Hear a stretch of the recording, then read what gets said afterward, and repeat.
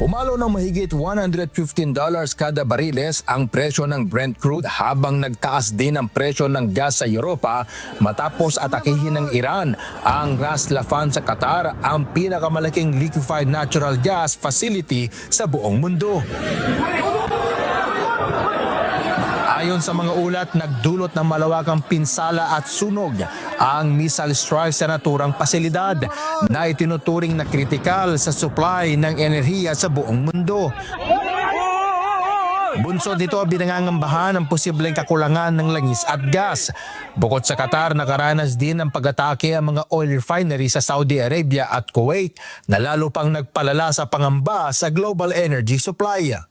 Dahil sa mga pangyayaring ito, bumagsak ang stock market sa Europa at Asia habang tumataas din ang takot sa panibagong pagtaas ng inflation at interes sa iba't ibang bansa. Kasabay nito, nagbigay ng matinding babala si US President Donald Trump sa Iran matapos ang pag-atake sa Qatar. Aniya, kung maulit pa ang ganitong hagbang, handa ang Estados Unidos na wasakin ang pangunahing gas field ng Iran. Binigyang diin din ng US leader na hindi umano dapat dinamay ang Qatar sa tensyon at tinawag na hindi makatarungan ang ginawang pag-atake ng Iran sa nasabing bansa.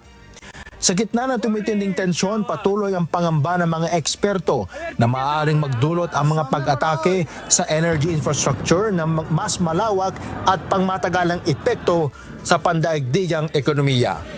Crespo Gaban, humahataw sa balita ngayon.